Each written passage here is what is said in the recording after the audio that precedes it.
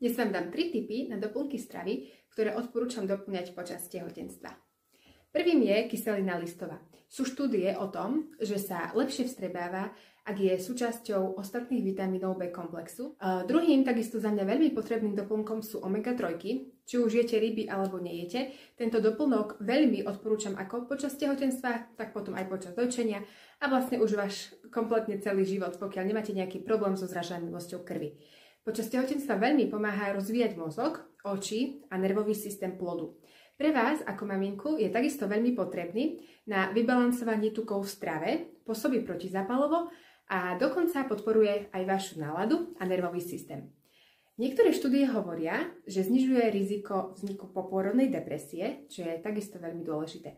Odporúčam ho ale vyradiť pred pôrodom, no a počas alebo teda pred akoukoľvek plánovanou operáciou.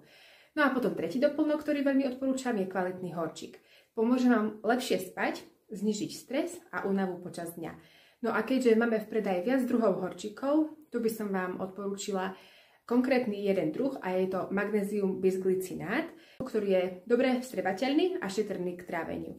Značku si už vyberte vy podľa seba. No a ďalšia vec, ktorú ja zase neodporúčam, je užívať železo bez toho, aby vám lekár potvrdil, že trpíte jeho deficitom, pretože ak by ste ho mali v organizme veľa, môže byť pre vás toxický. Ostatné mikroživiny ako vápnik, jód a vitamíny a ďalšie minerály vieme často pekne získať kvalitnou stravou, ak ju máme pestru a vyváženú, takže tam by ste nemali mať žiadny problém.